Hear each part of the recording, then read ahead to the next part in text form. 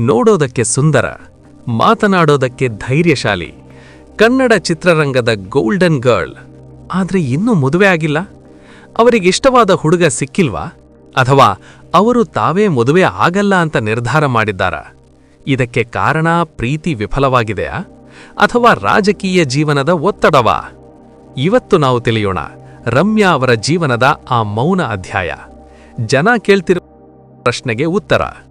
ಒಂದು ಕನಸಿನ ಹುಡುಗಿ ರಮ್ಯಾ, ಮೂಲ ಹೆಸರು ದಿವ್ಯಾ ಸ್ಪಂದನ. ಕನ್ನಡ ಚಿತ್ರರಂಗಕ್ಕೆ ಬಂದಾಗ್ಲೇ ಒಂದು ಹೊಸ ತಾಜಾ ಮುಖ. ಅವರು ನಟಿಸಿದ್ದ ಮೊದಲ ಸಿನಿಮಾಗಳಲ್ಲಿ ಒಂದಾದ ಅಭಿ ಅವರ ಜೀವನವೇ ಬದಲಿಸಿತು. ಅವರ ಜೊತೆ ನಟಿಸಿದ್ದವರು ಯಾರ್ಗೊತ್ತಾ? ಪುನೀತ್ ರಾಜ್ಕುಮಾರ್. ಅದರಿಂದಲೇ ರಮ್ಯಾ ಅವರು ಕನ್ನಡ ಜನರ ಮನಸ್ಸು ಗೆದ್ದರು. ನಂತರ ಬಂದ ಸಿನಿಮಾಗಳು ಅಮೃತಧಾರೆ, ಮುಸಂಜೆ ಮಾತು, ಸಂಜು ವೆಟ್ಸ್ ಗೀತಾ. ಪ್ರತಿ ಸಿನಿಮಾದಲ್ಲೂ ವಿಭಿನ್ನ ಪಾತ್ರ, ವಿಭಿನ್ನ ಭಾವನೆ. ಅವರು ಕೇವಲ ಗ್ಲಾಮರ್ ನಟಿಯಲ್ಲ, ಭಾವನೆಗಳ ನಟಿ. ಪ್ರೀತಿ, ಗಾಸಿಪ್ ಮತ್ತು ಮೌನ ಇವೆಲ್ಲವನ್ನೂ ಅವರು ನೋಡಿದ್ದಾರೆ. ಒಬ್ಬ ಸ್ಟಾರ್ ನಟಿ ಮದುವೆ ಆಗಿಲ್ಲ ಅಂದರೆ ಜನ ಮೊದಲಿಗೆ ಏನ್ ಕೇಳ್ತಾರೆ? ಪ್ರೀತಿ ವಿಫಲವಾಯ್ತಾ?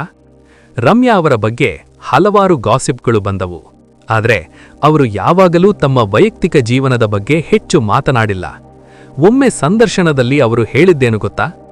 ಮದುವೆ ಒಂದು ಆಯ್ಕೆ, ಅದು ಜೀವನದ ಕಡ್ಡಾಯ ಗುರಿಯಲ್ಲ. ಈ ಮಾತು ಹಲವರಿಗೆ ಶಾಕ್ ಆಗಿತ್ತು.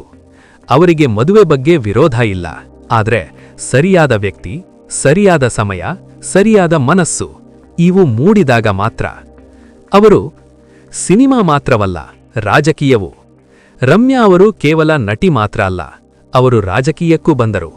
ಇಂಡಿಯನ್ ನ್ಯಾಷನಲ್ ಕಾಂಗ್ರೆಸ್ ಪಕ್ಷದ ಮೂಲಕ ರಾಜಕೀಯ ಪ್ರವೇಶ.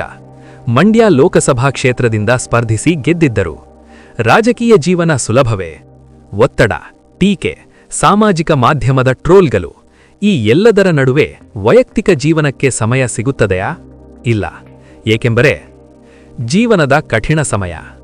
ಅವರ ತಂದೆಯ ನಿಧನ ಅದು ಅವರ ಜೀವನದಲ್ಲಿ ದೊಡ್ಡ ಹೊಡೆತ. ಆ ಸಮಯದಲ್ಲಿ ಅವರು ತುಂಬಾ ಮೌನವಾಗಿದ್ದರು. ಜನರಿಗೆ ಕಾಣಿಸದಂತೆ ಹಲವಾರು ನೋವುಗಳನ್ನ ಅವರು ಒಳಗೊಳಗೆ ಎದುರಿಸಿದರು. ಕೆಲವರು ಹೇಳ್ತಾರೆ ಅವರಿಗೆ ಮನಸ್ಸಿಗೆ ಸರಿಯಾದ ವ್ಯಕ್ತಿ ಸಿಕ್ಕಿಲ್ಲ. ಕೆಲವರು ಹೇಳ್ತಾರೆ ಅವರು ಸ್ವತಂತ್ರ ಜೀವನವನ್ನ ಆಯ್ಕೆ ಮಾಡಿಕೊಂಡಿದ್ದಾರೆ. ಆದರೆ ಸತ್ಯ ಏನು?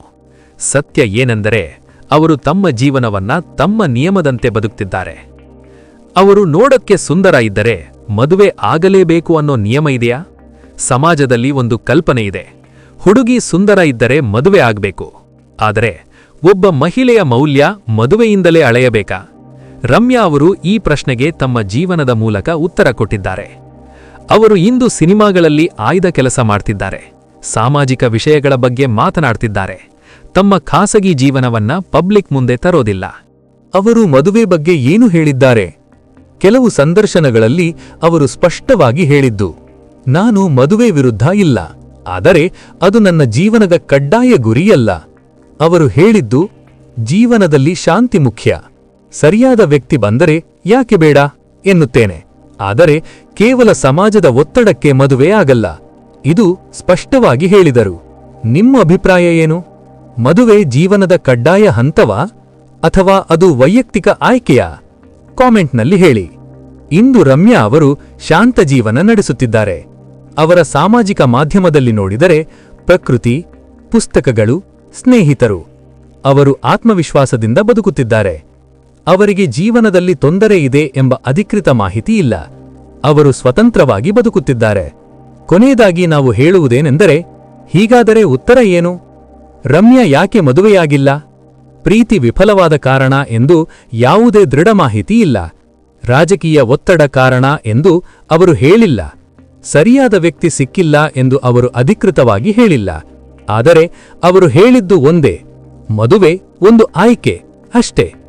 ಅಂತಿಮ ಸಂದೇಶ: ಒಬ್ಬ ಮಹಿಳೆ ಮದುವೆಯಾಗಿದ್ದಾಳೆ ಅಂದರೆ ಮಾತ್ರ ಪೂರ್ಣ ಜೀವನ ಅಂತಲ್ಲ.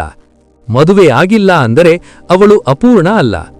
ರಮ್ಯಾ ಅವರು ನಮಗೆ ಕಲಿಸುವುದು, ನಿನ್ನ ಜೀವನ ನಿನ್ನ ನಿರ್ಧಾರ. ಇವತ್ತಿನ ವಿಡಿಯೋ ನಿಮಗೆ ಇಷ್ಟ ಆಯ್ತಾ? ಇನ್ನಷ್ಟು ಸತ್ಯಕಥೆಗಳು, ಸಿನಿಮಾ ರಹಸ್ಯಗಳು, ಸ್ಟಾರ್ಗಳ ಜೀವನದ ಅಪರೂಪದ ಮಾಹಿತಿ ಬೇಕಾದ್ರೆ actorpedia with Gani channel subscribe ಮಾಡಿ, ಲೈಕ್ ಮಾಡಿ, ಕಾಮೆಂಟ್ ಮಾಡಿ, ನಿಮ್ಮ ಅಭಿಪ್ರಾಯ ಹೇಳಿ. ಮುಂದಿನ ವಿಡಿಯೋದಲ್ಲಿ ಮತ್ತೆ ಭೇಟಿಯಾಗೋಣ.